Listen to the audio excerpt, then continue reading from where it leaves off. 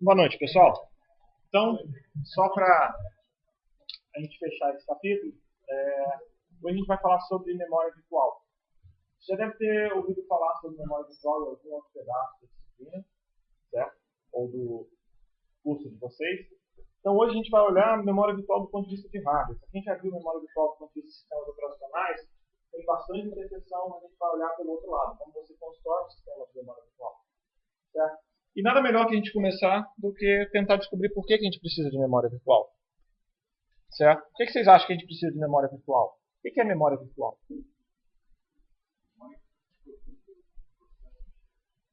É a memória que o processo enxerga.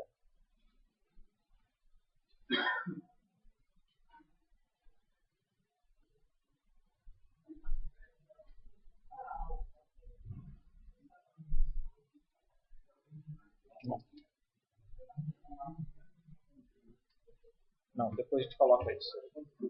Por que você precisa dela? É a memória que o processo enxerga. Por que você precisa dela? Deixa eu voltar um pouquinho, então. Vamos pensar o seguinte. Você começou aquele mesmo processador nosso. Nós começamos a executar um programa. E depois nós queremos executar outro programa. No computador de vocês ali. O computador lá do canto. Tem computador dele ali. Será que tem mais de um programa rodando nesse computador aí ao mesmo tempo? Tem mais de um programa rodando nesse computador ao mesmo tempo? Quantos tem? Está olhando Windows ou Linux? Windows? Dá um contato dela, dá gerenciador de tarefas e conta com o pode ser. Gerenciador de tarefas, então. Hein? Não, vai na tabela de processo. Isso. 55 processos. Quer dizer, ele está rodando 55 processos no computador dele. Certo? Você tem dois programas rodando e são 55 processos como um todo. Provavelmente você deve ter um processo no mínimo para cada um desses programas e um monte de auxiliar para fazer o sistema operacional funcionar e tudo mais funcionar. Essa que é a ideia geral. Você precisa de vários processos para fazer um computador funcionar. O grande problema é o seguinte, o programa que vocês fizeram, ele começa, obviamente, no endereço 1000, que é o endereço que eu uso como exemplo o tempo inteiro. Claro que você vai mudar de arquitetura, vai mudar tudo mais, ele vai começar de outro endereço. E aí? Eu tenho o programa A, que ele fala para a gente o seguinte, olha, eu preciso usar o endereço 1000. E eu tenho um programa B, que fala também, porque nós fizemos na mesma disciplina de arquitetura, que ele quer usar o endereço 1000. E aí começa o problema. Você vai poder rodar o A e o B simultaneamente?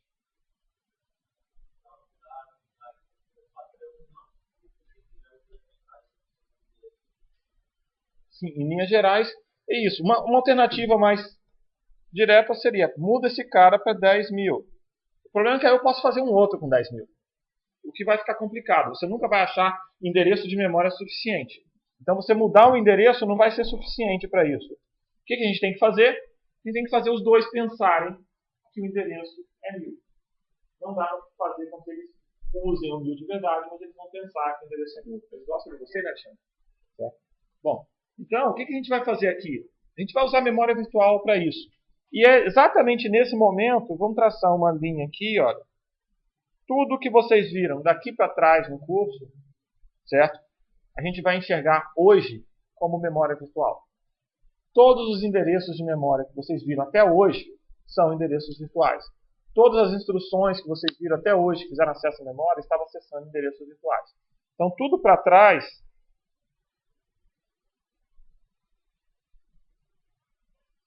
era endereço virtual.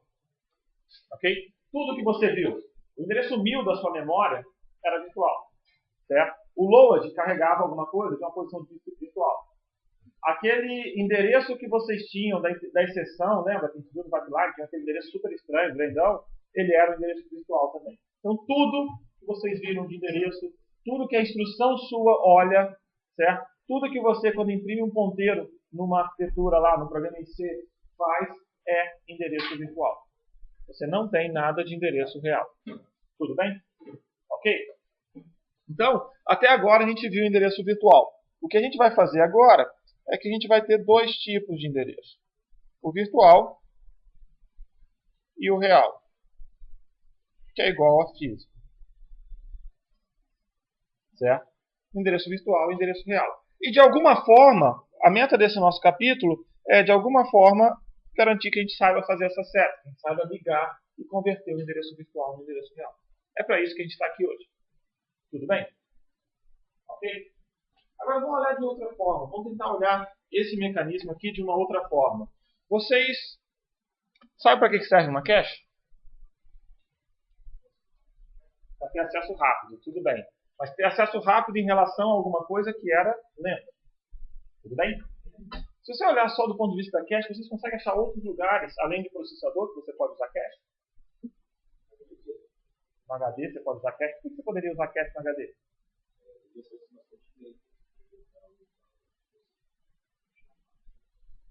É muito comum. Você tem um HD que tem uma cache. Ele lê bastante coisa do disco, guarda nessa cache e pronto. Ou se você quer escrever, você escreve na cache. A cache vai mandar escrever no disco enquanto o seu programa continua rodando.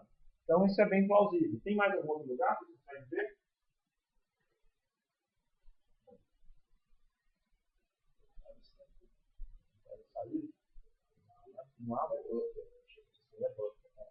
Maurício, está com o browser aberto aí? Não? Está carregando? Tem cache no seu browser? Por que ele tem cache? Evitar baixar as páginas para vocês. Tá vendo? O conceito de cache ele é mais amplo do que só o seu processador. Tá? Ele é bem mais amplo do que só o seu processador. Você pode usar essas ideias em outros lugares. Acho que esse é um ponto importante. E mais, a gente pode pensar que ao invés de ter memória no meu computador, eu tenho um disco. Todos os meus programas estão no disco. E o que eu vou fazer, na realidade, é trazer para a memória principal só a parte que eu preciso. Então eu posso olhar minha memória principal como sendo uma cache do meu disco. Vocês conseguem ter essa sensação, essa ilusão? Certo? Não é totalmente verdade, mas vocês conseguem pensar que você tem tudo que você quer no seu disco e vai trazer para a memória somente a parte necessária. Tudo bem? Dá para ter um efeito similar a cache, Renato? Ok? Então tá bom, nós temos o seguinte, nós temos um processador aqui em cima, certo? E nós temos toda uma hierarquia de memória. Então eu estou falando para vocês que nós vamos ter uma cache L1, uma cache L2, uma cache L3, uma DRAM. Aí a gente pode ter disco aqui, e você pode ter algum outro dispositivo ainda depois do disco. E cada um desses representa um pequeno pedaço do que tem no próximo nível. Tudo bem? Tipicamente a gente não fala, a gente coloca essa pirâmide só com a parte de memória. Certo? A gente coloca essa pirâmide só com a parte de memória. Mas a gente pode enxergar como tendo mais coisas ali para baixo. Certo? E particularmente o disco. Ok? Bom, se eu tenho algum mecanismo similar a cache, o que eu preciso fazer? Eu preciso descobrir onde cada um vai ficar, na verdade. Então você vai ter um endereço e você vai ter que trazer um conjunto de dados que você tem que trazer. Certo? Você vai trazer coisa do disco para a sua memória. E aí que vai começar a entrar a nossa memória virtual. Bom, se a gente já falou que nós temos esse processador e essa memória, certo? Ok, eu vou desenhar a memória um pouco maior. Certo? Nós temos o processador e temos essa memória. Uma grande coisa que a gente já não podia fazer era pegar o programa A, falar que ele estava na posição 1000, e pegar um programa B e também querer colocar esse cara na posição 1000. Lembra disso? A gente não pode fazer. Porque eu não consigo colocar esses dois programas na mesma posição 1000 dentro da memória. Mas se a gente começar a supor que a memória tem endereço físico e o seu computador enxerga isso como endereço virtual, de alguma forma ele vai mandar um pedido 1000 e esse pedido 1000 vai ser convertido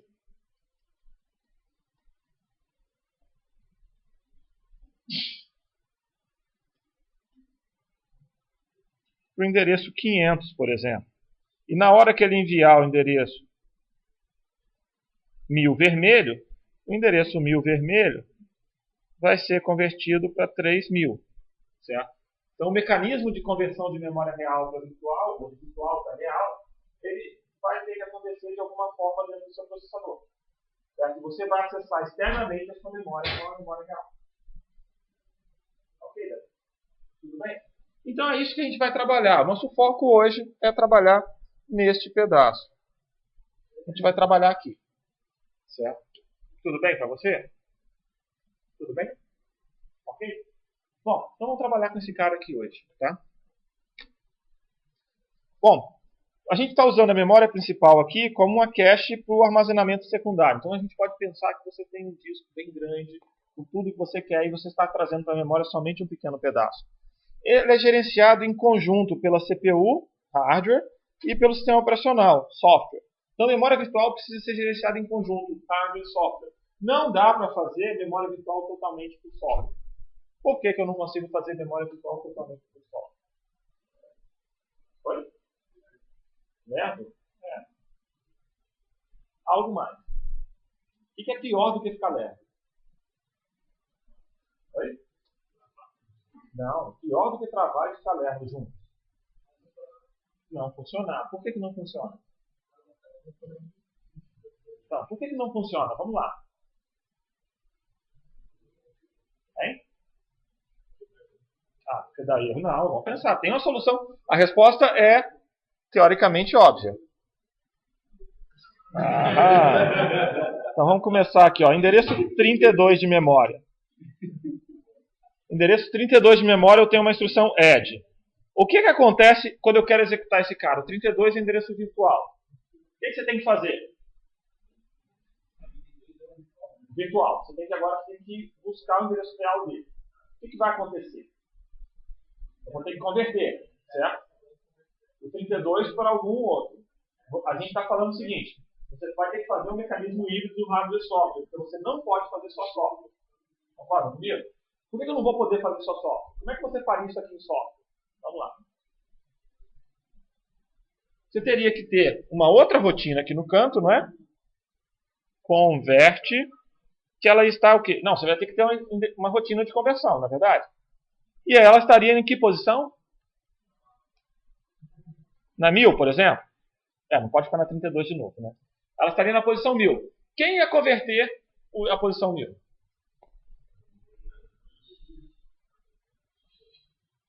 Certo? Vocês conseguiram entender a primeira intuição por que você não pode converter endereço por software? Quem vai converter o endereço do software de conversão de endereço? Certo? Esse é o primeiro problema. Você não pode converter endereço por software. Não dá. Você tem que fazer isso por hardware. Se você fizer esse cara por software, atrapalhou. Por exemplo, quem faz o mapeamento de uma linha de cache que tem que ser saída e você tem que trazer uma outra linha de cache? É hardware ou é software? Dá para fazer por software?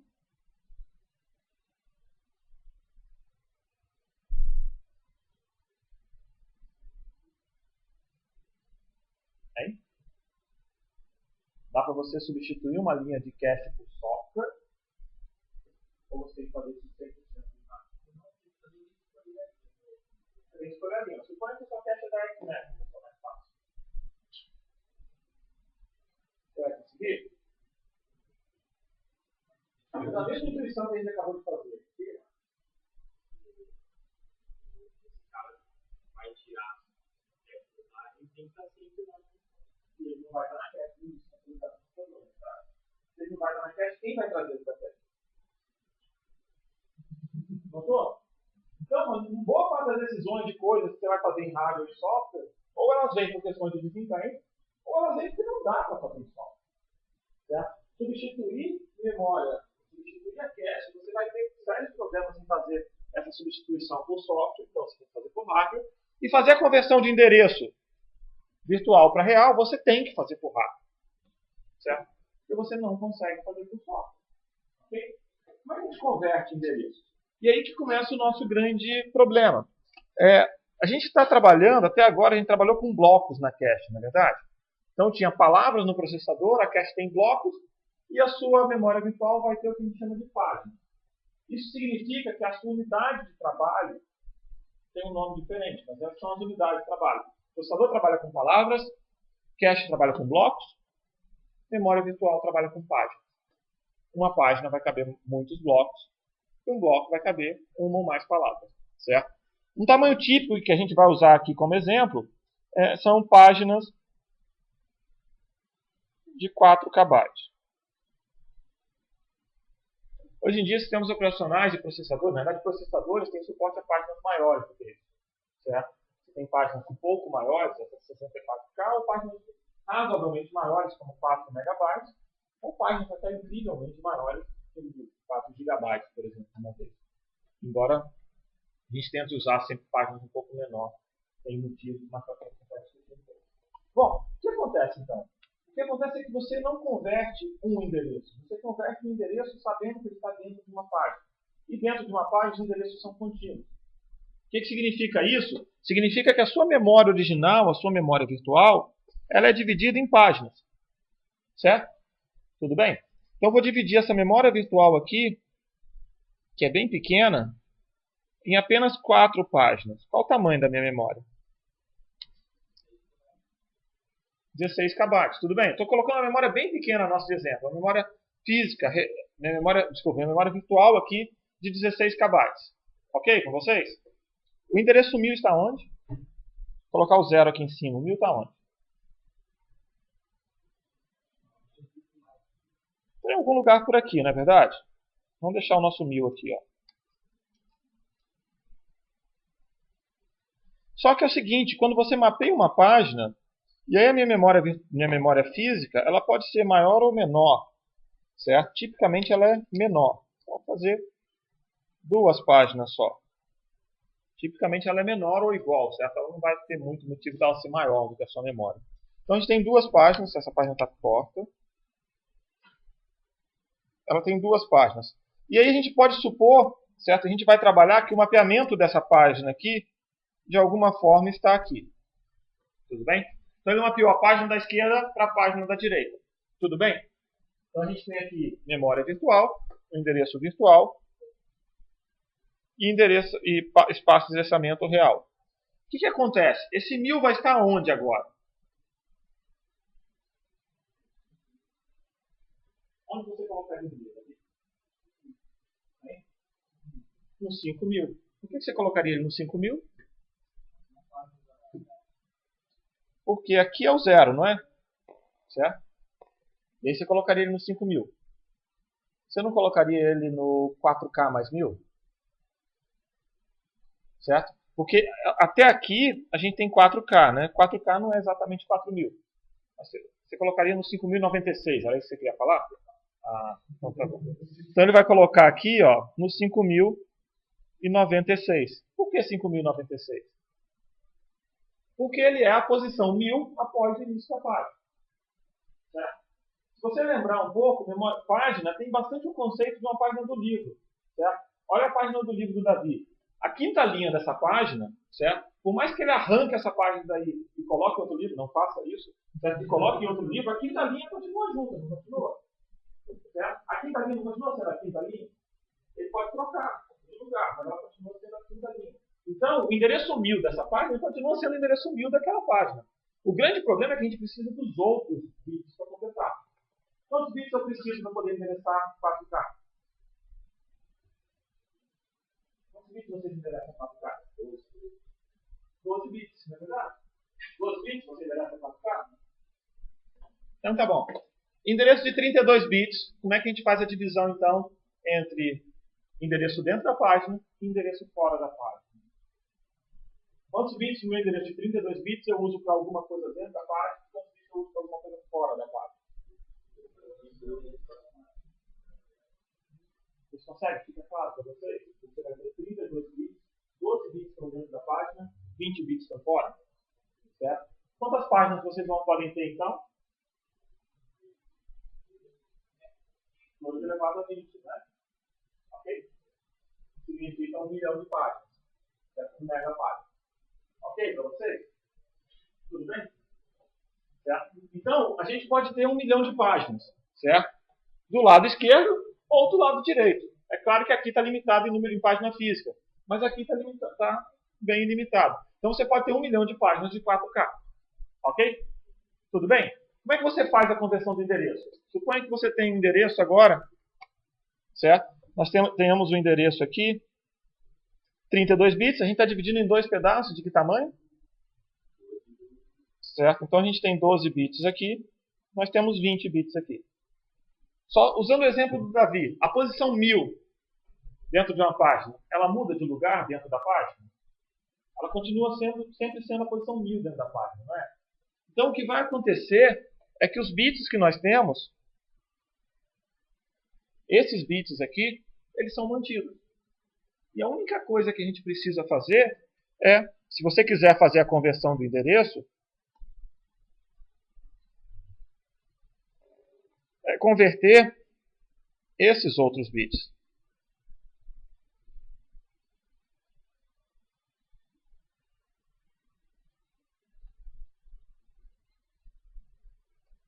Vocês concordam comigo? Para converter endereço de virtual para endereço físico, se eu já converti, se a parte em vermelho ali é sempre o offset dentro da página, a parte dentro da página, eu não mexo nisso.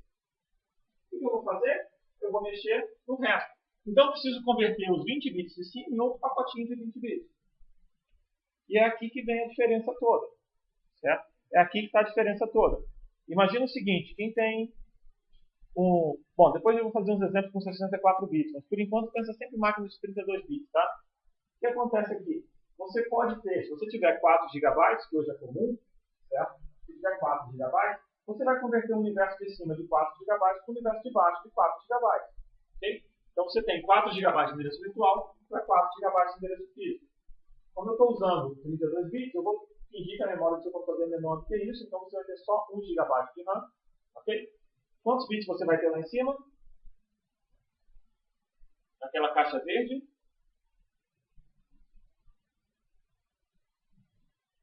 Que número está escrito lá em cima, pessoal? 15 bits. Nada, tudo bem. Está chegando?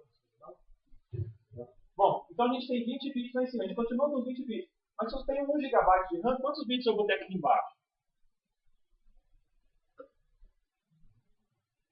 Vou botar o primeiro para facilitar. Oi? Bom, o pedaço vermelho é 12.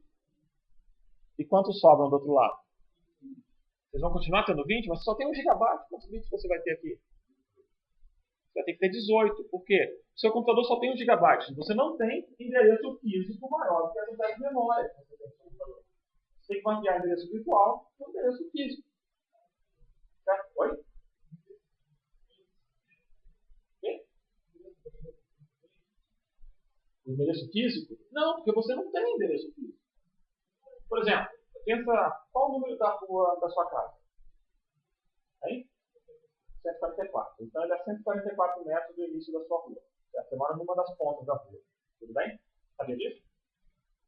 Ele é 144 metros do início da sua rua. Está na sua casa. Ok. Esse número não pode crescer indefinidamente? Na sua rua não, né? Certo? É mais ou menos a mesma coisa. Você poderia ter endereço físico acima. Você poderia, se você colocar mais módulos de memória. Mas se você não tem, esse endereço físico não vai até lá. No ponto de vista do seu computador, se você pensar naqueles módulos de memória, ele tem espaço para passar os pinos de endereço e eles vão chegar lá sem problema. Okay? Realmente vai acontecer. Mas você nunca vai fazer nenhuma conversão que use os dois últimos bits. Porque você não vai achar memória. Okay? Esse é o ponto mais claro. Você não vai conseguir achar memória nos últimos dois bits. Eles vão ter que ser 00. Ok? Ou melhor, sendo bem interessante, uma coisa bem interessante. Se eu colocar os dois últimos bits como 1 e 1, o que vai acontecer? E aí, o que aconteceria, Davi? Agora, nada. Você deveria usar memória entre 3 e 4 GB. O que tem lá? Nada. E aí? Seu computador vai falar o quê? Ele não vai usar os últimos 2 bits. Então, o que vai acontecer? Ele vai usar o primeiro giga. Então, se você pensar o endereço 1000, nesse computador, ele é equivalente ao endereço 3 GB mais 1000. Por que ele é igual? Porque os dois últimos bits estão sendo descartados, porque você não tem memória suficiente. Mas não faz sentido para a gente aqui. Então, se você tem menos memória no seu computador, o seu mapeamento é um pouquinho menor. O seu mapeamento descarta esses dois últimos bits aqui. Eles vão estar lá na tabela, tudo bem, porque você não sabe quanto memória você vai ter. Mas os dois últimos bits vão sair. Então você vai ter que mapear 20 bits em 18 aqui. Faz sentido, você tem vários processos lá. O processo pode reservar um espaço grande de memória sem usar. E você vai lá e reserva um espaço grande de memória sem usar. Então você vai ter esse mecanismo já funcionando lá. Então isso não é tão crítico para a gente. Tá? Então, o grande ponto aqui da memória virtual é você fazer essa conversão. Por que eu estou falando isso aqui? Porque a gente pode pegar esse cara e mudar a escala.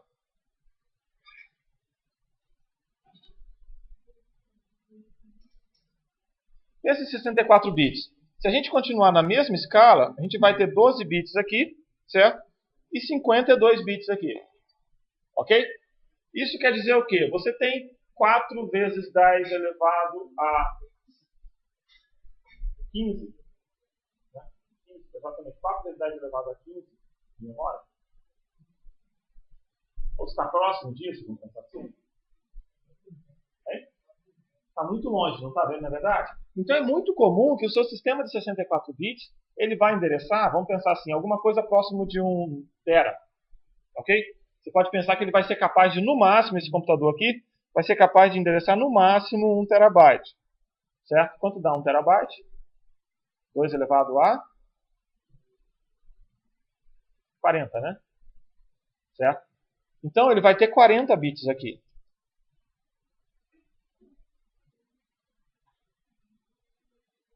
Então ele vai ter esse aqui direto, mas esse aqui vai passar por uma conversão e vai cair para 40 bits. Ok? Então é mais intuitivo para a gente entender que você não vai poder converter muito se a gente pensar em 64 bits. Certo? Ou será que você vai ser obrigado a colocar 2 elevado a 50, 2 elevado a 64 de memória no seu computador? Okay? Então você precisa de mais flexibilidade aqui no endereço físico, simplesmente porque você não tem tanta memória. Mas virtual você pode ter. Como é que eles fazem? Então, o profissional gosta de usar muito espaço de endereçamento, porque fica mais fácil de organizar. Certo? Você pode ter endereços bem diferentes para facilitar a sua organização. Mas não tem muito problema.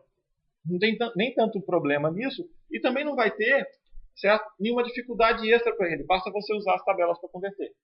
Ok? Tudo bem? Como é que você converte um cara numa tabela? Como é que você faz uma conversão baseada em tabela? Alexandre?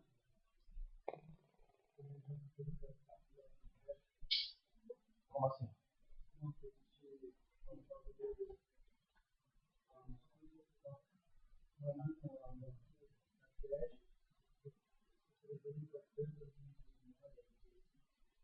Mas aqui fica um pouco diferente, né? Porque aqui você tem que representar todas elas, né?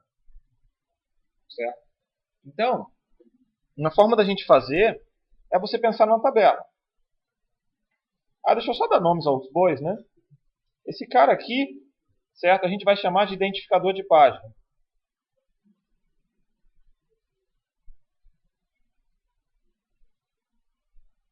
Certo? A versão dele de menos bits aqui também, tá? Ok? Esse aqui, Page ID, certo? É o identificador da página. Tudo bem? O que significa? São os bits depois dos 12 bits. Certo? São os bits depois dos 12 bits. E aí nós temos que fazer o quê? Nós temos que trabalhar com o identificador de página aqui agora. Eu tenho que converter esse identificador de página virtual, ok? Porque esse aqui também é identificador de página, certo? Que esse de cima é o virtual, o de baixo é o físico, é o real. Eu tenho que converter o identificador de página virtual com o identificador de página real. A gente faz isso de forma bem simples. Você vai pegar uma tabela, certo? Você indexa essa tabela pelo Page ID virtual, certo? E na posição que você indexou, você tem o quê? O Page ID físico. Então você pega uma tabela, preenche ela toda, com todas as conversões de endereço que você quer fazer e usa o endereçamento virtual para indexá-la. Funciona?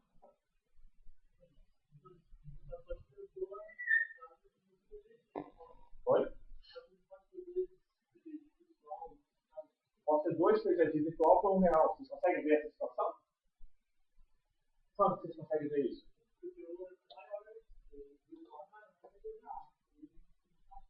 O virtual é maior que o real. Então você pode ter 2 virtuais apontando para o mesmo real. Isso é problema? Pode ser? Bom, por enquanto então a gente tem esse caso. A gente pode ter o contrário. Um virtual apontando para 2 reais. Esse caso aqui? Dois programas, o endereço 1000 indo para lugares diferentes. E aí, como é que você soluciona esse primeiro? Depois a gente resolve o problema do vídeo. Como é que você resolve esse aqui primeiro? Uma tabela dessa para o processo. Cada processo, daqueles 55, esqueci seu nome? Do Thiago lá, lembra do computador do Thiago, 55 processos? Cada processo dele vai ter uma tabela de páginas dessa. Tudo bem? Ok? Tudo bem, cara? Feito? Então você vai ter o quê? Cada processo vai ter uma tabela de página. E aí quando você troca o processo que está rodando, você troca a tabela de página. Mas é fácil você fazer isso, porque tipicamente no seu processador você tem simplesmente um registrador extra que aponta para o início da tabela de página. Então na hora que você trocar o processo, você troca esse registrador extra. Certo? E aí esse cara vai lá e busca os dados na tabela de página para você.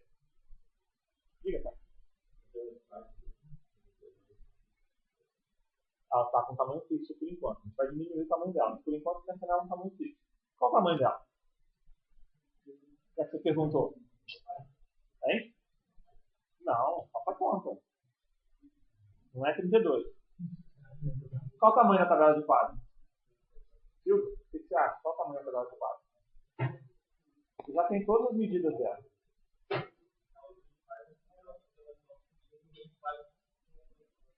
Isso. Qual o número de páginas virtuais que eu tenho? No nosso endereço de 32 bits. Quantas páginas virtuais eu tenho?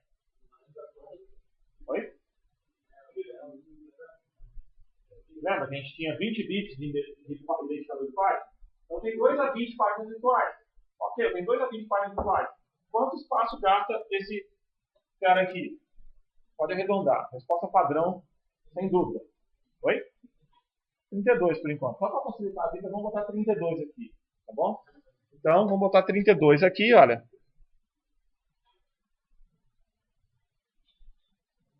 E daqui aqui, 2 a 20. O que dá isso? Oi? Certo? 32 bits ou 4 bytes, para ficar mais fácil, né? Certo? Ou igual a 1 mega. 1 mega vezes 4, 4 megabytes. Então, cada processo tem 4 megabytes. 55 processos seus, Thiago, quanto você vai gastar de espaço?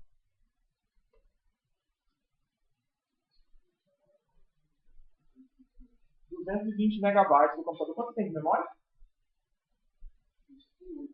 8 GB. Então, 8 GB está rodando 55 processos, está gastando 220 megabytes. Hoje em dia ele tem 8 GB, mas esse computador, versões mais antigas dele, já chegaram a ter 256 megabytes. E 220 vai gastar com a tabela de página? Não está sendo muito legal, não é verdade? Por enquanto, vamos pensar nisso aqui. A gente vai compactar essa tabela, tá? Por enquanto, pensa nela desse jeito, tá? A gente vai fazer uma tabela de 2 níveis, onde você consegue compactá-la. Fica, Alexandre.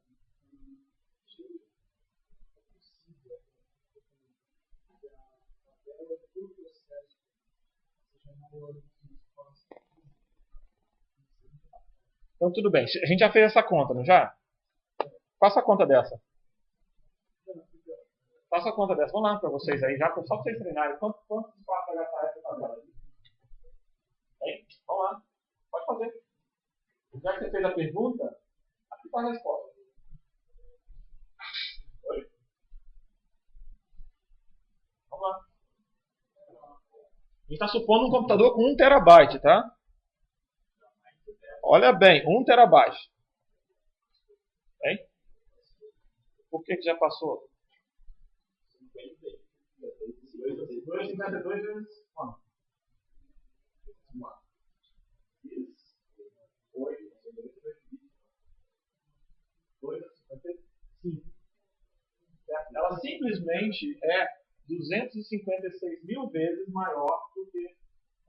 32 mil vezes maior do que o que você tem de memória. Tá bom? Escrever computador não funciona em 64 bits, é isso?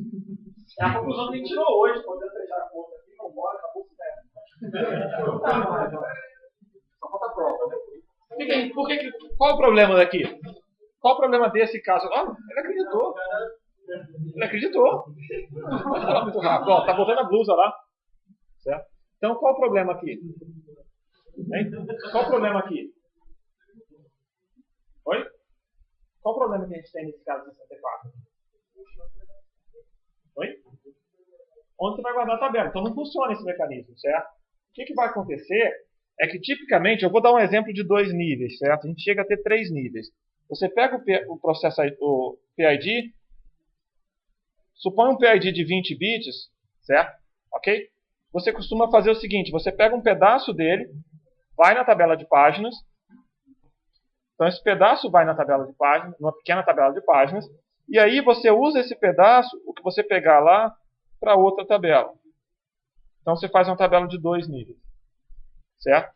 E na realidade esse cara aqui, ele indica a tabela e você pega o outro pedaço lá dentro.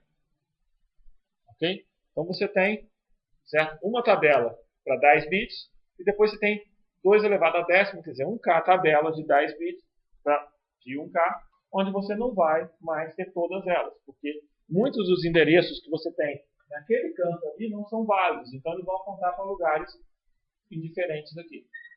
Tudo bem? E aí a gente cai na resposta do Vitor. Se muitos dos endereços não são válidos, sim, você pode ter vários endereços virtuais apontando para o mesmo real. Ok? Suponha que você tem um espaço de endereçamento que não é válido para o seu programa. Você pode apontar para um lugar qualquer lá. Pode apontar para o lixo praticamente. E é muito comum que você faça o quê? Nós vamos ter várias tabelas dessas aqui, com várias entradas aqui válidas, mas nós vamos ter muito mais entradas inválidas. E essas entradas inválidas, todas elas vão apontar, por exemplo, para uma página inválida. Melhor, para uma tabela válida, mas com endereços todos inválidos. Vai fazer uma conversão para um mesmo endereço inválido o tempo todo. Vai ficar mais fácil para você. Isso quer dizer, eu posso ter muitos endereços virtuais apontando para o mesmo real. E esse caso acontece com os endereços inválidos todos. Ok? Tudo bem? Então, se você fizer uma hierarquia de memória de 2 níveis, já te ajuda. Você pode precisar de fazer mais níveis. Mas a ideia geral já dá para montar desse jeito aqui. Tudo bem? Agora, onde é que fica essa tabela de páginas?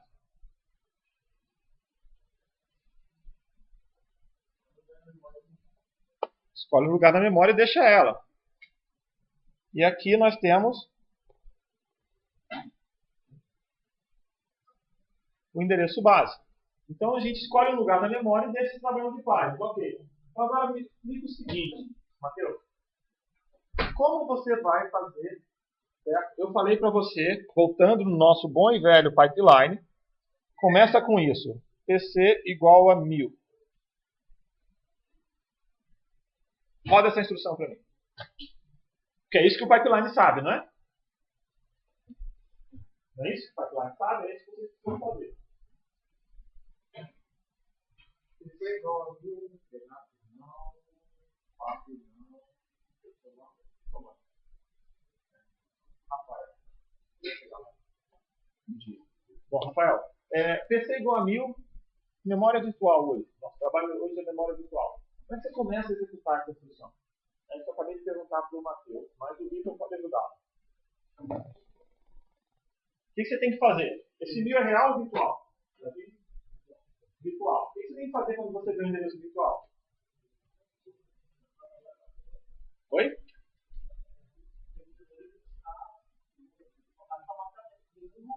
Tem que achar o mapeamento dele no real. O que significa isso, Maurício? Tem que achar a tabela. A tabela tem um outro registrador que aponta para o início dela. O que eu faço? Junto os dois e vou indexar a tabela. Tudo bem? Então a gente vai indexar a tabela. Ok? Legal. Então a gente vai pegar esse cara aqui e vai fazer o que com esse 1000? Vai converter, certo?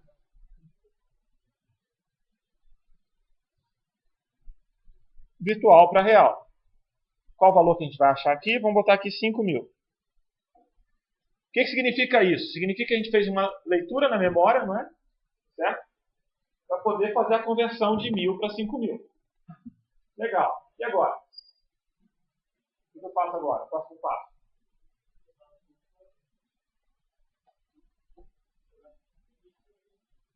Agora a gente vai fazer outra leitura da memória para descobrir o quê? Qual que é a instrução. E agora a gente vai descobrir que é um add. Por exemplo, tudo bem? Add, blá, blá, blá, blá, blá, blá. Li a instrução. E vamos rodar essa instrução de novo. Só que ao invés de um add, a gente vai complicar um pouquinho mais. E a gente vai colocar esse cara como sendo um load de alguma coisa que vai trazer o endereço 20.000. E agora? Como é que você faz agora, quando o load quiser fazer a carga do endereço 20.000? O que você tem que fazer? Você tem que pegar esse cara aqui, né? E vai fazer o quê? Vai converter o 20.000 para o endereço real dele, não é verdade? Vamos supor que o endereço real dele seja o 30.000. Ok? E aí o que você faz com 30.000? Lê o valor dele e bota no seu registrador. Quantos acessos à memória você fez com o load? 4, né? Na aula passada, o que era lento? Acesso à memória, né? Das aulas anteriores todas. E agora a gente acabou de dobrar o número de acesso à memória. Afinal, né, que é lento, né? Dobrar para a lento. E aí? Problema da cache, né? Certo? Problema da cache, a priori. Diga, mano. Pode botar aqui. Traz um bloco. Isso.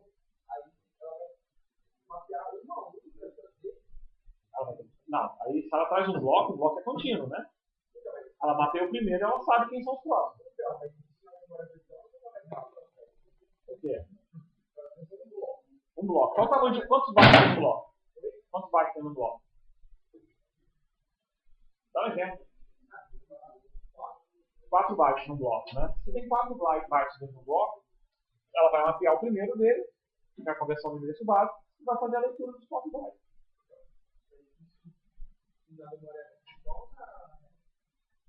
Tem diferença?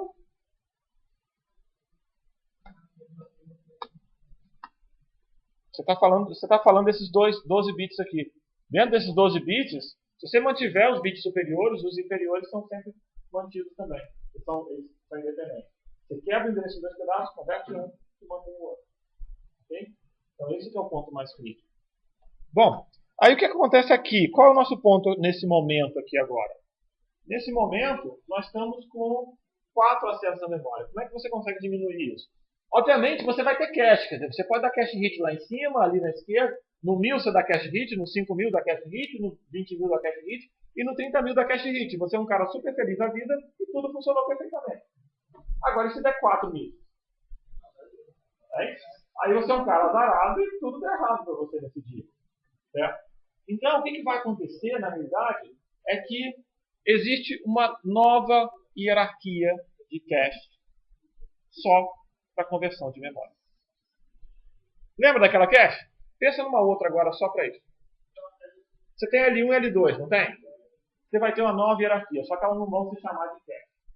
Para facilitar a vida de vocês, você não vai ter 4 caches. Vai ter 2 caches e 2 TLB. Ok? O nome dessa nova, deixa eu botar aqui entre aspas, né?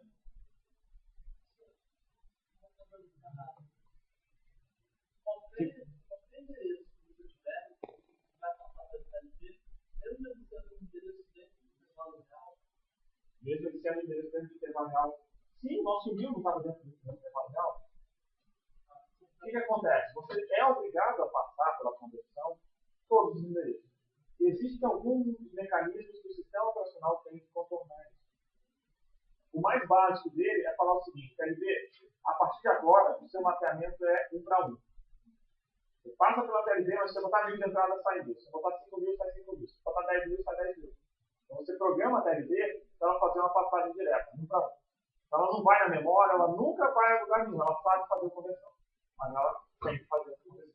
Esse é um dos mecanismos. Existe um outro mecanismo que fala o seguinte: lembra aquele C4 bits tem bits pra caramba sobrando na unidade de verdade? Você pega o último deles e fala o seguinte: se ele tiver como 0, usa tudo normalmente. Se ele tiver como 1, converte 1 para 1. Mas apaga esse 1. Então você tem 2 espaços de endereçamento sobrepostos. Tá? Okay? Então você tem esses, entre aspas, truques, né? São alternativas para você fazer o acesso final. Mas o que a gente tem aqui agora é que a gente tem a TLB. A TLB é a cache totalmente focada nos dados da tabela de página. Ela traz apenas uma entrada da tabela de página por vez, só que quando ela dá um cache hit, quando você tem um hit na TLB, você não precisa da memória para fazer aquela conversão. Quantas TLB você tem que ter dentro do seu pipeline? Oi? Uma, duas, alguém falando três? Alguém falando três? Quatro? Quantas vocês vão ter? Você tem uma TLB antes de cada cache. Já que ela está querendo agilizar o seu processo, você vai passar pela TLB e vai para cache. Passa pela TLB e vai para cache. Toda vez que você pode ter que manipular o endereço, você vai ter uma TLB lá. Ok? Translation Look Aside Buffer. Quer dizer, um buffer para poder fazer conversão de endereço. Essa é a ideia da TLB. Não. Na hora que você passou, converteu para L1, o que vai acontecer? Já está convertido. Você vai para L2 com o endereço já convertido. Não é verdade? O endereço já está convertido. Então, são duas L1s, duas TLBs. Você não tem dois estágios para classificar essa memória. Um que vai ter L1 de instruções, o outro tem L1 de dados. Então você vai ter uma TLB antes de cada um. E aí, toda vez que você faz o acesso à sua cache, você faz a conversão de endereço. Ok? Essa é a ideia geral. Diga. A cache faz a cache do endereço físico. Há uma discussão bem interessante se a cache deveria guardar endereço virtual ou endereço físico. Em linhas gerais, o endereço físico, imagina o seguinte agora, a gente já falou muito de dois processos querendo o mesmo endereço virtual mapear para endereços físicos diferentes, não é verdade? Então imagina que a sua cache, seu processador trocou do processo A, que tem endereço 1000, para o processo B, que tem endereço 1000 também. O que vai acontecer? Se você botar na sua cache com endereço virtual, ela falaria que teve um hit naquele endereço, quando o 1000 de um processo não tem nada a ver com o 1000 do outro. Okay? Então esse é o grande problema de você botar endereço virtual. Botar endereço físico na cache também tem alguns outros problemas, certo? Em linhas gerais significa o seguinte, lembra que eu falei que memória é caminho crítico para vocês? Memória demora? A cache também demora. Só que a cache é muito mais rápida que a memória. A cache também demora. Se eu botar a TLB antes, significa que tem que passar sempre pela TLB e depois pela cache. Então você está botando a TLB no caminho crítico. Mas essa é uma alternativa melhor nesse momento. Na verdade, tem uma forma de você fazer um pouco de cada um e você monta meio que um pipeline entre a TLB e a cache. Elas ficam integradas para poder ser mais rápido. Mas a gente não vai detalhar muito isso não. Ok? Então você pode considerar que a TLB e a cache elas gastam basicamente o tempo da cache antiga. Tá? Não é exatamente isso, mas é bem nessa direção. Bom, aí o que nós temos aqui? Se nós temos a cache, uma TLB agora, a gente vai ter conteúdo dentro do seu processador. Então você tem seu processador aqui e ele sabe converter algum endereço. Se ele acabou de executar, certo? Na verdade, se ele acabou de executar alguma coisa que afete o endereço 1000 de memória, significa que tem alguma página lá dentro da TLB, tem alguma conversão de página da TLB, que é capaz de converter o endereço 1000. Certo? Se daqui a pouco você pede o seu 2000, certo? O 1000 e 2000 estão na mesma página. Lembra da página de 4K? 1000 e 2000 não estão na mesma página? Se os dois estão na mesma página, significa que você vai dar um hit na TLB. Como cada página tem 4 KB, então você tem uma taxa de hit muito alta na TLB. Ok? Essa é a ideia geral. Então a TLB vai ter um hit muito mais alto do que a sua cache convencional. Porque uma entrada na TLB converte 4K. Okay? Ela converte 1024 endereços distintos com uma única entrada. Isso a gente está supondo TLB de página de 4 KB. Se você pensar numa página de 4 MB, então a capacidade da TLB é bem maior ainda.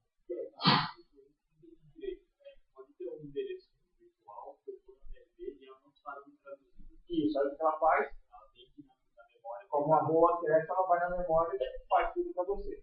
Lembra que eu falei para vocês que a conversão de endereço vai ser feita por um híbrido de software hardware? E aí é que está o ponto. É possível que esse pedaço do MIS da TLB seja tratado por software. Dá para fazer isso por software. Tá? Mas muitos dos processadores, o x86 está na mão de vocês aí, vocês estão rodando, ele trata isso por hardware. Tá? O MIPS trata por software. Certo? Mas você pode tratar tanto por hardware quanto por software. Certo? O MIS da TLB. A gente vai supor aqui, por simplicidade, que a gente vai tratar tudo por hardware. Isso quer dizer, você teve um MIS na TLB, o que vai acontecer? Você vai descer via cache o acesso até a memória para descobrir esse endereço. Via cache. Certo? Então deu MIS na TLB, o que vai acontecer? Vai buscar na L1. Deu MIS também, o que você vai fazer? Busca na L2. Deu MIS também? Memória. Volta. Voltou na TLB, converte o endereço. tenta na cache. Deu um miss na L1, deu um miss na L2, vai na memória. Volta, volta, volta, volta. É uma instrução de load. Azar o seu. Vai no estágio de acesso à memória. Deu um miss na TLB, miss na L1, miss na L2. Vai na memória. Volta, volta, volta, volta. Deu um miss na L1 de novo. Miss na L2. Vai na memória. Então você ainda pode continuar tendo 4 acessos à memória. Mas esse caso é muito raro. Ok? Esse caso é muito raro. Todos esses misses aqui vão ser muito raros. Exceto quando você começa a executar seu programa. Sempre acontece. Ok? Quando você vai começar a executar um programa, sempre acontece. Na verdade, o sistema operacional, quando ele vai colocar alguma coisa lá, ele não tem um mapeamento na TLB ainda. Ele só montou a tabela de página. Então já começa falhando. Mas falha muito pouco esse caso complexo. Tudo bem? Dúvidas, perguntas, senhores? Sabem tudo de memória virtual agora? Vamos passar só por uns diagramas interessantes que a gente tem aqui. Certo? Então, uma coisa interessante é que a CPU e o sistema operacional convertem endereço virtual em endereço físico. Certo? A ideia geral é isso que eu falei para vocês. Certo?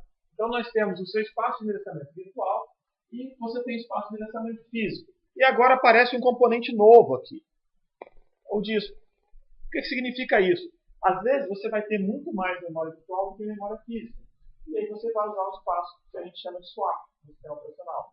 Ou o seu sistema operacional vai ter que guardar páginas de memória em disco. Certo? Então, na hora que você colocar, para mim aqui estão todas marcadas, mas para vocês não estão enxergando. Então a gente tem esse cara, esse e esse. Esses três aqui em verde, eles não estão presentes na sua memória física. O que acontece? Eles estão mapeados para disco.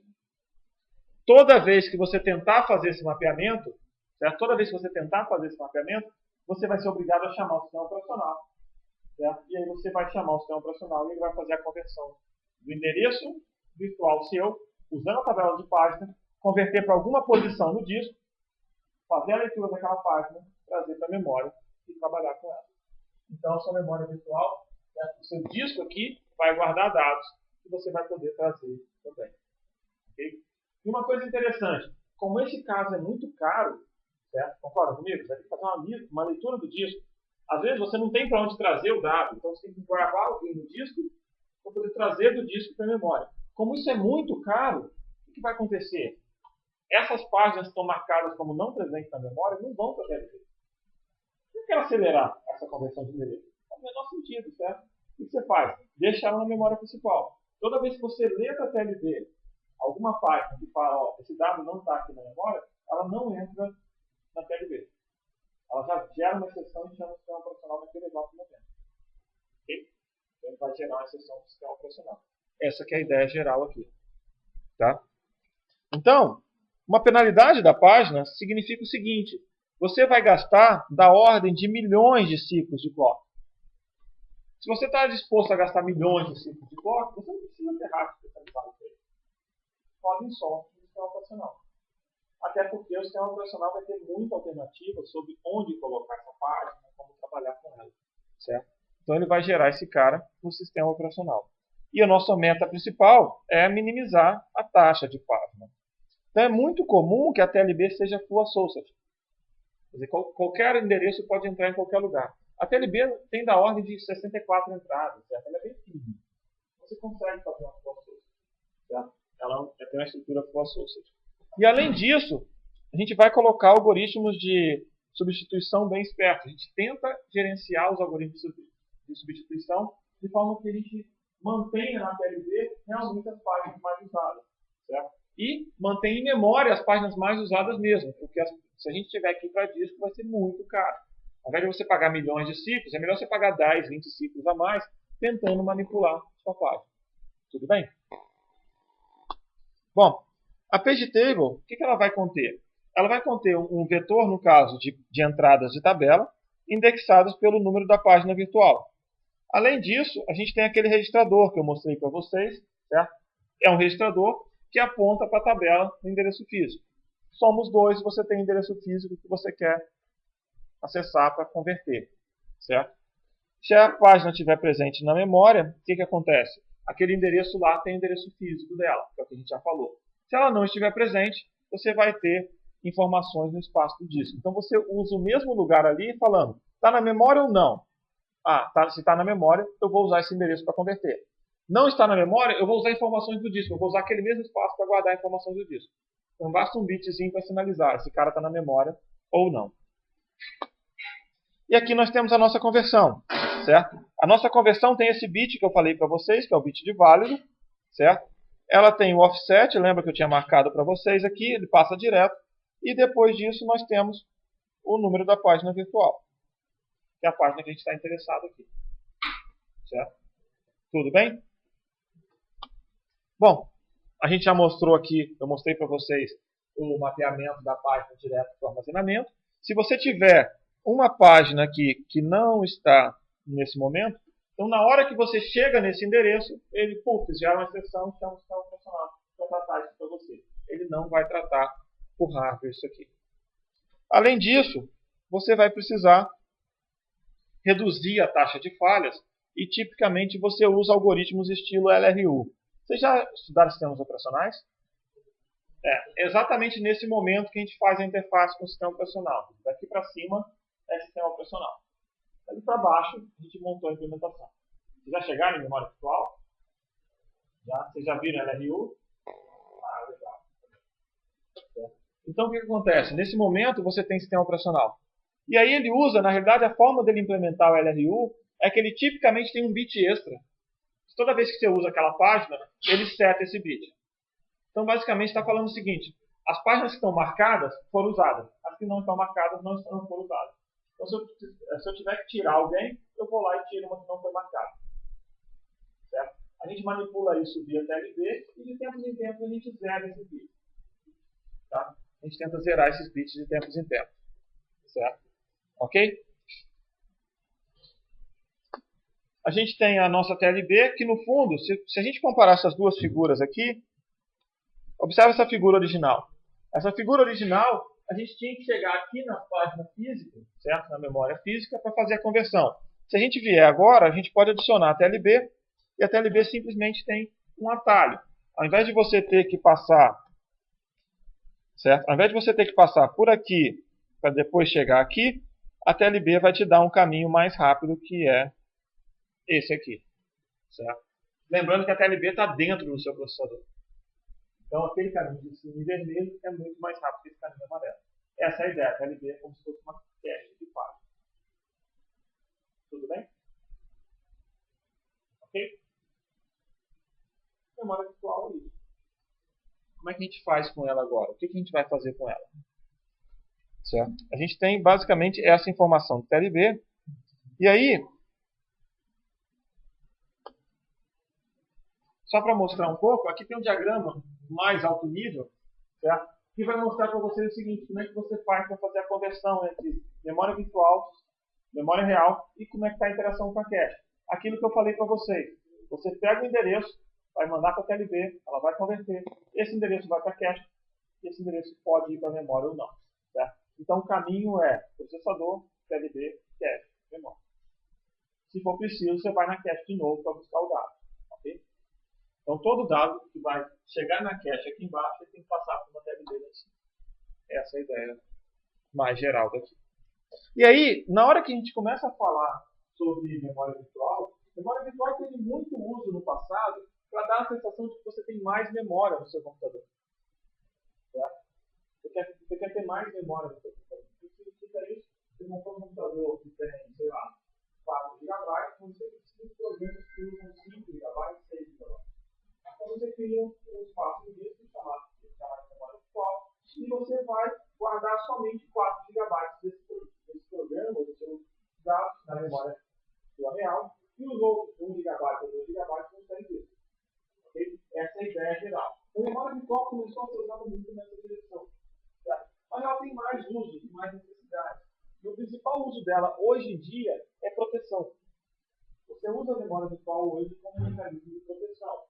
Se você tem um certo endereço físico no seu programa, ele pode estar mapeado somente para um certo endereço virtual de um dado processo. Então, se outro processo quiser acessar aquele endereço físico, ele não consegue, porque não tem nenhuma entrada na tabela de página dele que aponta para aquele endereço físico. Então, processos distintos têm o seu espaço de endereçamento reservado simplesmente porque ele tem tabela de páginas distintas. Okay? Esse é o ponto principal. Então você tem tabelas de páginas distintas entre os processos e com isso você vai ter espaços de endereçamentos bem diferentes. Ok? Então você está protegendo dessa forma a memória de um processo da memória do outro. Se você colocar aquele ponteiro maluco que vocês faziam em 102, por exemplo, ele nunca matou um outro processo. Simplesmente porque não era possível. Tá? Ok? Então essa é a ideia geral aqui. O que acontece é que para poder gerenciar isso a gente precisa de suporte do sistema operacional. Certo? Além disso, nós temos uma outra coisa mais alto nível, que é alguém tem que ter autorização para poder alterar as tabelas de página. Você não pode alterar a sua própria tabela de página, porque senão você ganha direito de acessar o processo do vizinho. Você não quer isso. Então alguém vai poder fazer isso, que são os códigos, no caso, o que a gente tiver em modo privilegiado ou em modo kernel. Então você pode indicar certos processos para executar em modo kernel. Esse processo vai ter condições de trocar a tabela de página, como fazer muitas outras coisas. Certo? Então ele vai poder executar instruções privilegiadas, existem instruções especiais para manipular algumas coisas. Além disso, ele vai poder alterar ou editar a tabela de página. Certo? Ele vai poder fazer isso e ele vai poder responder à exceção do sistema operacional ou chamar o sistema operacional com isso aí também. Certo? Tem uma característica muito interessante. Há uns 7 anos atrás, invadiram uma máquina virtual Java. O desafio era você garantir que a máquina virtual Java era segura. Certo? Eles queriam falar isso. E eles invadiram sujando a tabela de página do processo. Mas calma aí, se você é capaz de sujar a tabela de página do processo, você faz isso não só em Java, você faz isso em C, você faz isso em qualquer linguagem. Você está violando o sistema operacional. Como é que os caras fizeram isso? Os caras apelaram um pouco. Se você tiver acesso ao computador físico, nós temos 2 notebooks aqui, a gente pode usá-los como experiência. Também, infelizmente, não, porque eu tenho que continuar dando aula. Certo? Mas não, a gente não vai destruir. O que eles fizeram é o seguinte: se você esquentar a memória do seu computador, ela muda alguma coisa, ela perde o valor dela. Então os caras chegaram e pegaram uma lâmpada incandescente e enfiaram dentro do computador. Tá? Eles chegaram no código em Java e fizeram o seguinte: eles declararam uma certa estrutura de dados lá, imensa, certo? Que ia gerar ponteiros para um monte de lugar, obviamente, porque é uma estrutura super elaborada. E, em linhas gerais, eles botaram a lâmpada lá e ficaram olhando se os ponteiros estavam válidos. Quando eles detectavam que o ponteiro mudava, eles tentavam ver onde eles iam ganhar acesso. E eles estão fazendo isso em certo momento. Eles tiveram acesso a uma tabela de página. Reconheceram a tabela de página e começaram a manipular. Então, é claro que pouco provável que alguém vai chegar com uma lâmpada de 100 watts dentro do seu computador, mas essa é uma forma de vulnerabilidade. Eu gosto de falar o seguinte: se você tem a possibilidade de chegar perto do computador, nada contra usar um machado nele e acabar com qualquer tipo de dano. Então você pode fazer um dano físico, certo? Você não precisa se preocupar, quero mais seguro esse computador, botar um cadeado, alguma coisa assim. Para quem tem um machado, o cadeado não vai ajudar em nada, ok? Então tem que tomar cuidado um pouco, porque às vezes algumas exposições de vulnerabilidade não são exatamente o que você esperava. Uma camada de software você poderia estar fazendo remotamente, você não conseguiria colocar aquela lâmpada lá dentro. Mas causou um grande alvoroço lá, pelo fato, na realidade, a grande sacada deles foi o seguinte: você não sabe qual parte da memória vai mudar, mas você sabe que alguma vai mudar. Então eles realmente fizeram um programa esperto o suficiente para ficar se observando até descobrir que alguma coisa mudou. Certo? Essa era a parte interessante dele. Bom, só para dar uma ideia geral então da Big Picture, né, a visão geral desse capítulo, certo? Observe que os princípios principais se aplicam em todos os níveis da hierarquia de memória. Certo? É baseado no conceito de cache, na noção de cache. A mesma coisa vai se basear no browser de vocês. No fundo, você vai no browser e você configura o tamanho máximo da sua cache. Em dado momento, ele vai ter que remover alguém. Então é a mesma ideia que você tem lá. Certo?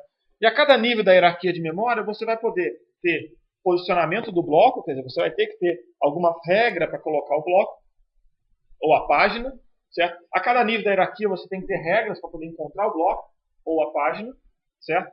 A cada nível da hierarquia você vai ter política de substituição no caso de um list, e a cada nível da hierarquia você vai ter política de escrita. Então tudo isso está relacionado com a sua cache. Ok?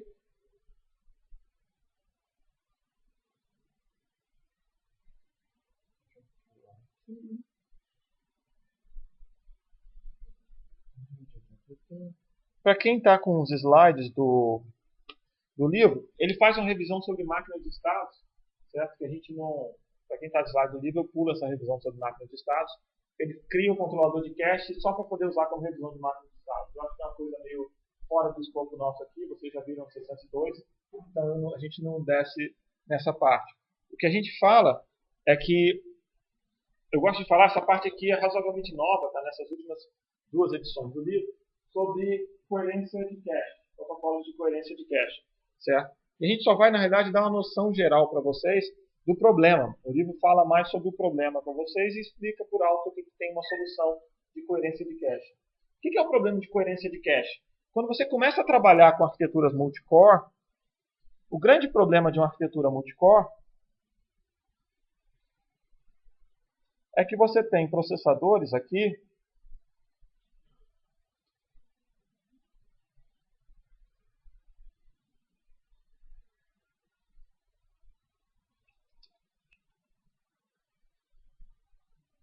certo? Você tem processadores com níveis distintos de cache e eles querem falar com a mesma memória. Tudo bem? Então vamos supor agora que no P1 ele quer ler a posição 1000. Certo? Essa é a sequência de código que você vai rodar. O que vai acontecer? Na posição 1000, vamos pensar que tem o valor 5. Então tinha o valor 5 aqui. Esse valor 5, em algum momento, vem parar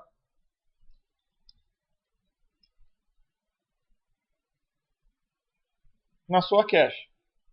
Certo? O valor 5 vem parar na sua cache como sendo o valor da posição 1000. Tudo bem para vocês? E aí o processador 2 vai lá e fala, leia a posição 1000. Vai funcionar? Vai funcionar, ele vai pegar esse mesmo 5 e vai trazer para cá. Certo? E agora que começa o problema. No fundo agora, se o outro processador, 1, certo? Ele manda escrever na posição 1000, o que vai acontecer? Ele vai riscar esse cara e vai fazer 10. E agora, se o outro processador continua lendo de novo a posição 1000, o que ele vai fazer? Cache hit, e ele leu o valor errado. Certo? Então, o que acontece é o seguinte, existe o que a gente chama de protocolo de coerência de cache. Certo? E a gente vai falar sobre o protocolo mais simples que tem de coerência de cache. Certo? Protocolos de coerência de cache são conhecidos pelas sopas de letrinhas que eles têm. Certo? Então, o protocolo MSI, certo? Esse é o mais simples. O M é de modificado, modified. O S é de shared, compartilhado. E o I é de inválido. A ideia geral do protocolo de coerência de cache é que alguma coisa entra aqui. Existe uma comunicação entre as caches nesse nível. Ou, na realidade, entre a L1 e a L2, ou entre a L2 e a L3. Em algum desses dois níveis. Vai depender muito da estrutura interna do processador. Tá? Okay? Vamos fazer o exemplo aqui como L1, entre L1 e L2. Certo? Inclusive, a gente poderia pensar numa L2 compartilhada nesse caso. O que vai acontecer é o seguinte. Se a gente tivesse exatamente essa mesma sequência, e agora eu vou escrever o MSI do lado dele, quando você faz a leitura do 1000, certo? Quando você faz a leitura do 1000, o MSI é super simples. Então ele acha o seguinte, por padrão, ele vai achar que esse cara está compartilhado. Quer dizer, ele só leu, ele acha que alguém mais pode ter esse cara. Então, ele fez uma leitura, ele está compartilhado. Certo? O que acontece é que quando o outro vai ler, ele vai falar que está compartilhado também. Ok? Agora, quando o primeiro processador volta aqui e escreve, aí ele vai mudar de estado, ele guarda esse bit de estado junto com cada dado. Então, cada linha da cache tem esses bits extras. Então, na hora que ele pega esse cara, na hora que o primeiro processador faz a escrita, certo? Ele fez a escrita agora, o que vai acontecer é que ele vai mudar para modificado. Só que na hora que ele faz isso, ele vem aqui, manda uma mensagem para trocar todo mundo que tinha shared para inválido. Então ele manda a mensagem de invalidar. Ele invalida a posição 1000 em todas as caches que existem no sistema, menos na dele. Okay? Aí o que vai acontecer agora quando ele pedir a leitura da posição 1000? quando ele tentar pedir a leitura da posição 1000, o que vai acontecer é que a cache desse processador vai tentar descer para pegar a posição 1000. Nisso, a cache do processador 1 fica observando e fala, opa, você quer pegar a posição 1000, eu tenho ela aqui. Certo? E aí na hora que ele fala isso, o próprio novo valor do 1000, esse 10 aqui, vai ser escrito na memória e vai ser fornecido de volta. Aí esse cara passa para share e esse para share. Oi. Ah, esse aí já não é o MSI. Aí você tem o MESI, você tem o MOSI, você tem o MOESI, aí você tem variações disso. Exatamente. Para cada uma pergunta dessa, você vira, poxa, por que eu preciso escrever lá embaixo? Por que fazer isso? Isso. Aí aparece uma outra letrinha lá. Essa é a ideia. Para cada dúvida que você tem nesse protocolo, no sentido de que, poxa, ele está muito ineficiente nesse canto, tem uma proposta de botar mais uma letra no estado e resolver esse problema. A gente pode chegar até 5 letras, tá? Então, mais assim, elaborado. Tipicamente, o E desse MESI, ele é bem exclusivo. Então, muitas das vezes, algumas arquiteturas falam que tem um X no lugar do E. Só para ficar mais marketing oriented, certo? Mas, em linha geral, nós temos o MESI e o MOSI. O MESI, ele fala que tem exclusivo. Então, ele continua tendo um M de modificado, tem um E de exclusivo. Ele começa como exclusivo, porque ele sabe que ninguém tem, certo? Aí ele pode ter um modificado também, pode ter o outro. O O, ele é o owner, que é a solução para o seu problema. Então, se você tivesse um MOSI, esse cara que foi modificado, ele pode virar owner, e o do outro lado vira shared. Então, você sabe, quando tem um owner ali, você sabe que eu modifiquei o dado e eu sou responsável por responder ao invés da memória. Porque o dado está modificado em mim, mas eu não escrevi na memória. Então, você tem um owner. Aí você pode fazer um MOESI, juntar os dois. Então, vai elaborando cada vez mais. A ideia geral nossa aqui, para quem quiser trabalhar mais com isso aqui, a gente tem um curso de arquitetura de computadores na pós que detalha vários desses algoritmos e olha a temporização e coisas assim. Certo? Mas a ideia geral para vocês é o seguinte, é importante que vocês percebam que quanto mais código vocês colocam, vocês começam a ter problemas com as testes, particularmente o problema de coerência. Além disso, existe um outro ponto importante. Suponha que eu tenho um bloco de 16 bytes. Tudo bem? 4 palavras. Diga, cara. Ele é a arquitetura da pós. Eu acho que tem uma oferta com graduação, mas eu não sei. Um da pós. É um da pós, não é o 2 não. É um da pós. Certo? Suponha que eu faço o seguinte, certo? Eu tenho blocos de 16 bytes.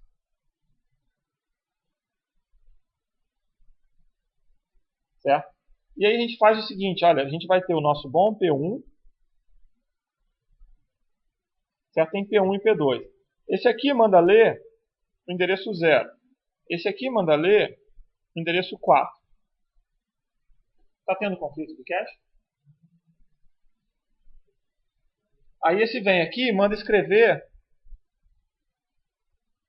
no 0. O que aconteceu aqui?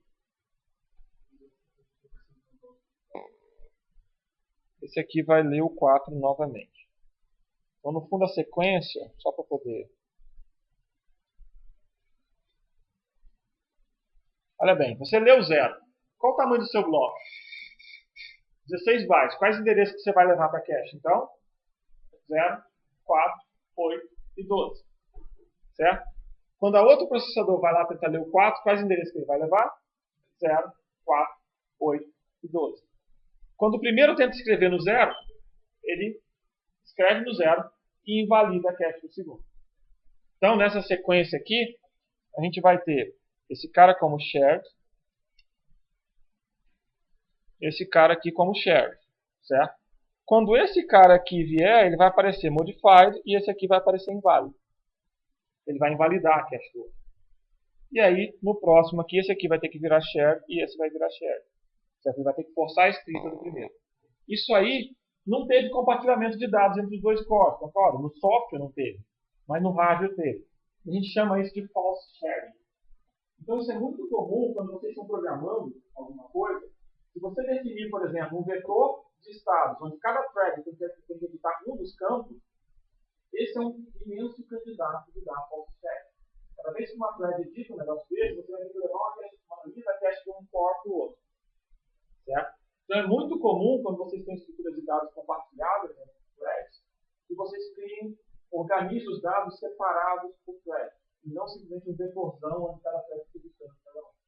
Certo? Ou se você precisar fazer um vetorzão, bota ele maior do que o tamanho da sua linha de cache. Então, nesse caso aqui, você deveria ter, mesmo que você quisesse ter só 4 bytes por thread, você deveria ter 16 bytes por thread. Esse problema vai ficar muito mais fácil. Entenderam o problema? Entenderam a solução? Então, nota que é um efeito aqui embaixo no hardware, mas que vai afetar seus processadores lá no alto. Isso é bem importante, é importante vocês prestarem atenção nisso. Né? Quando você está programando, não importa a sua linguagem de programação, a estrutura de dados, o senhor pode forçar a false check. E esse é um ponto crítico.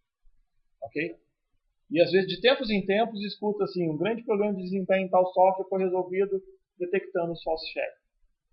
Basicamente isso. Certo? O cara tenta detectar os endereços que as threads tentam acessar e falam para você, ok, false sharing, vão tentar remover daqui. Tudo bem, senhores? Dúvidas, perguntas? Bom, aqui tem o exemplo, certo? Aqui tem o exemplo que ele está falando, ok?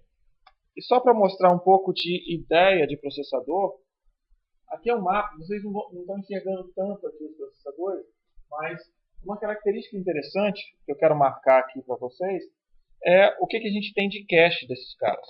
Então, no fundo, a gente tem 4 cores aqui, e esses caras aqui são os cores. Esses 4 são os cores.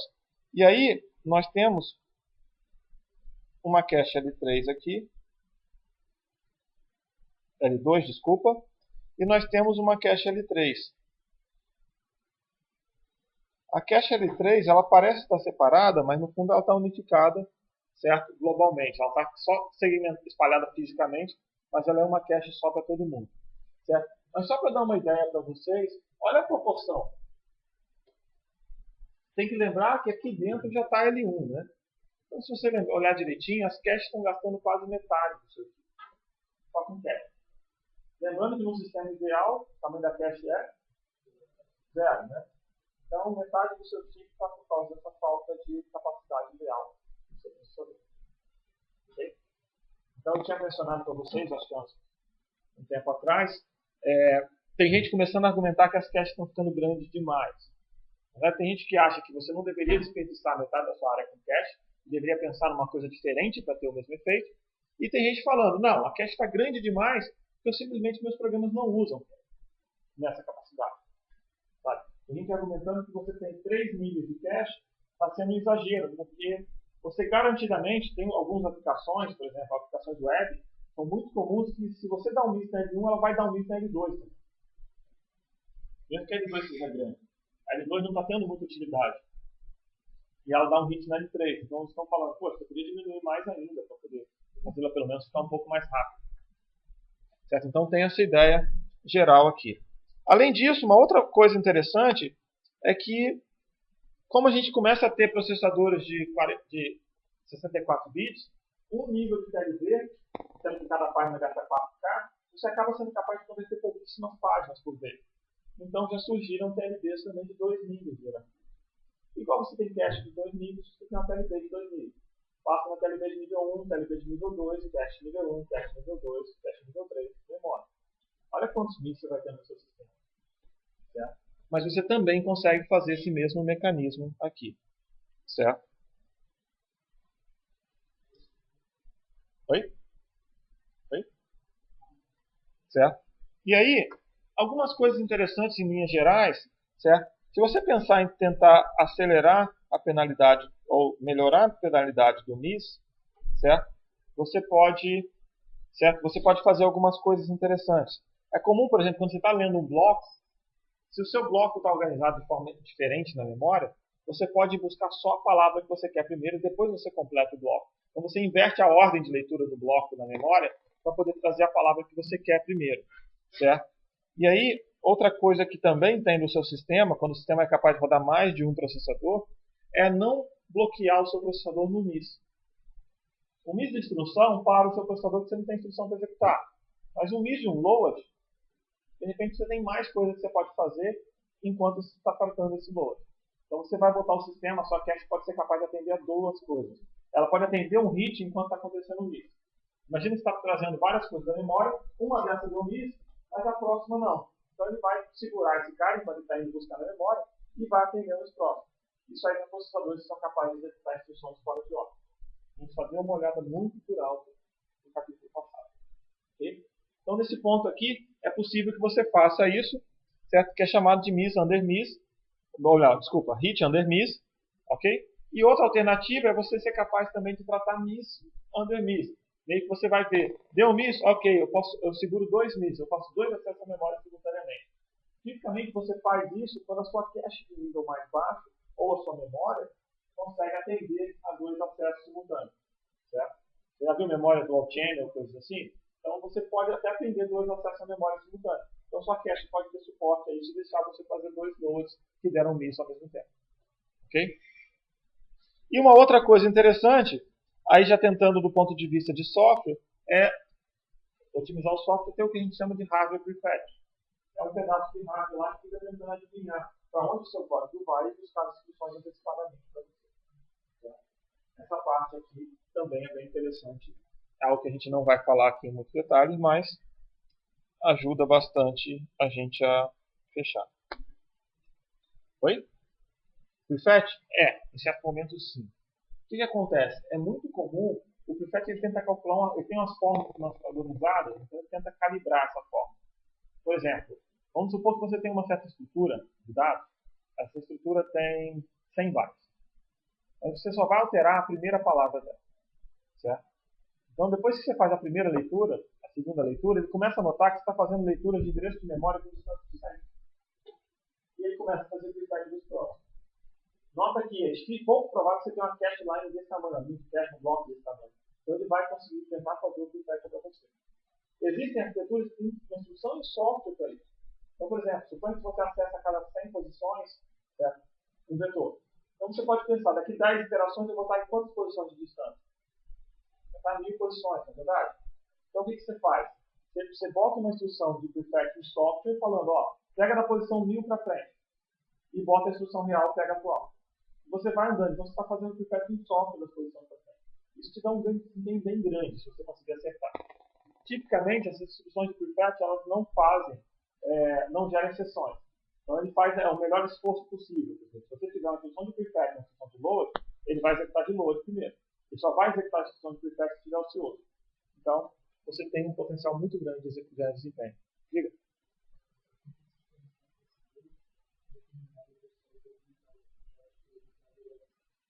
Mas é prefetch de disco. Não, eu estou falando prefetch de dados na memória. Isso. O mesmo mecanismo vai se aplicar a disco, certo? Mas a gente não está, nesse caso, a gente não está falando dele no momento não. Certo? Então, o mesmo mecanismo de prefetch vai se aplicar em vários tipos. Mesma coisa com cache. Só que nesse caso aqui é prefetch da sua cache para a memória. Então é uma coisa que você está tentando converter 100 ciclos em 10 ciclos, por exemplo. Outra coisa importante é que é muito comum o prefetch ser feito no último nível de cache, não no nível muito alto. Porque se sujar L1 pode ser caro demais para você. Certo? Mas você tem a questão de calibrar isso para vocês também. Certo? Bom, só para mostrar aqui, para a gente poder falar um pouco mais, memórias rápidas são pequenas e memórias grandes são lentas. Por isso que a gente usa cache. Se fosse para resumir esse capítulo em uma única frase, essa é a frase. Okay? E a conclusão é que você tem que usar algum mecanismo de cache. Certo? Porque a gente quer memórias rápidas e grandes. Certo? E a gente vai ter que fazer a cache dar essa ilusão para o nosso programador. Ok? É isso que a gente quer. Para isso a gente usa o princípio de localidade, que vocês já viram, localidade espacial e temporal, e uma hierarquia de memória, L1, L2, certo? L1, L2, DRAM e disco. A gente coloca o disco aqui porque a gente está falando também de memória virtual. Okay? Além disso, a gente vai trabalhar com... O sistema de memória começa a ser cada vez mais crítico em multiprocessadores. Porque você começa a ter, embora a frequência dos seus processadores não tenha aumentado mais, a da memória está mudando muito pouco. Só que você começa a colocar 2 cores, 4 cores. Você não está aumentando a frequência, mas você está aumentando a demanda por memória. Então é algo similar a aumentar a frequência do processador do ponto de vista da memória. Tem muito mais dado que eu quero trazer. E é muito comum você olhar e os caras avaliarem programas pela demanda dele de memória. Olha esse programa aqui. Você está rodando uma máquina de 2 GHz, ele vai executar tantas instruções aqui por segundo, certo? E por exemplo, eu vou precisar, para cada instrução que eu executo, eu vou precisar trazer 2 bytes. Ou para cada 5 instruções, eu preciso trazer 2 bytes da memória. Então você olha essa demanda e vê se o seu barramento com memória consegue ser capaz disso. Ok? Essa é a ideia geral aqui. E na realidade esse aqui é o gancho exatamente desse capítulo com o próximo. Certo? O que a gente vai ter no próximo capítulo? No próximo capítulo a gente vai começar a falar sobre entrada e saída. Onde entrada e saída é explicitamente descobrir gargalos do seu sistema. Quer ver? O Maurício, o Thiago. O computador do Thiago. Ele está lá no canto, lá, super concentrado. Certo? E ele quer transferir alguma coisa para o computador do Maurício, que está desligado. Né? O Maurício ligaria o computador dele e quer transmitir algum dado. Qual é o ponto mais lento disso aí? Principalmente se ele vier aqui na primeira fila, né? Aí o Wi-Fi vai ficar horrível, certo? Então, depende. Aí eu vou falar o seguinte, não, vou fazer o negócio ficar mais rápido. Vou comprar um disco super rápido para os 2 computadores. O que vai acontecer? Vai continuar a mesma coisa, né?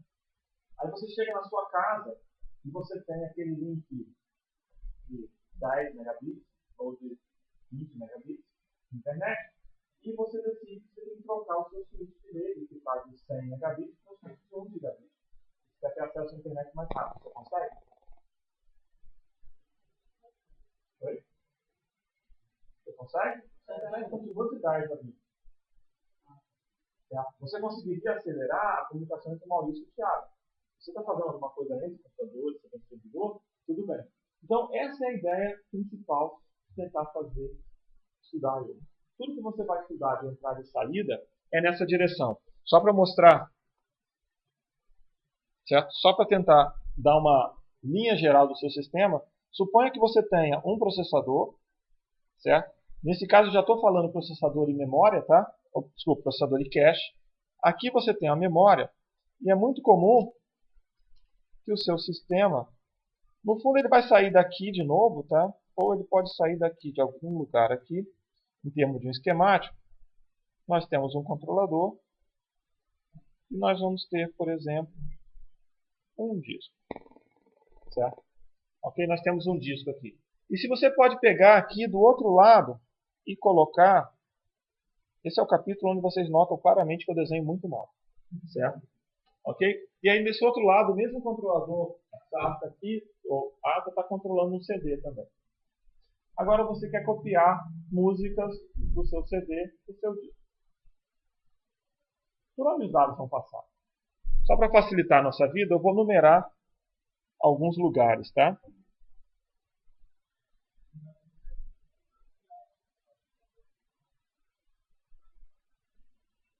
Certo? 5 coisas aqui, certo? 1, 2, 3, 4, 5. Qual é o caminho para copiar o menor pedaço possível, só para não ter que repetir a operação? Então, assim, existe um tamanho onde eu faço uma operação só e eu consigo fazer a cópia. Qual o caminho que eu vou ter que passar os dados? Vai ter que começar o dado do 3. Vamos botar que o dado começa do 3. Tá bom.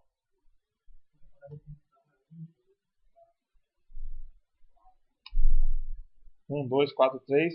Começar a requisição vai ter que ser o quê? 1, 2, 4, 3, 4, 3, 4, 5. Ó, processador. E o processador está fora da jogada. Aí tem uma coisa interessante aqui que tem algo interessante. Bom, eu estou, por enquanto, o processador vai mandar. Então você está rodando software nesse o tempo inteiro. Então a gente vai começar com 1 e o 1 vai pedir para fazer essa cópia. E existe um outro componente que a gente geralmente não mostra aqui, que eu gosto de escrever o nome dele com essa cara. Já ouviram falar em DMA? Por que eu botei esse M imenso? Onde é que eu tenho um outro M aqui? Vocês conseguiram encontrar um outro M? Relacionar um M com o outro? Então tudo que envolve DMA envolve memória. Um dos 2 pontos é sempre memória. A gente só está dando a visão geral, na próxima aula a gente vai falar sobre isso com mais detalhes, certo? Só para dar um fecho. Então é muito comum que os seus controladores ou algum componente seja capaz de fazer DMA. Quando ele faz DMA, significa o seguinte: seu processador pede para o DMA para fazer um trabalho sujo para você. Então, ao invés do processador ir lá no CD, copiar um byte, ou uma palavra, mandar para a memória, mais uma palavra, mandar para a memória, mais uma palavra, mandar para a memória, o que ele vai fazer é DMA.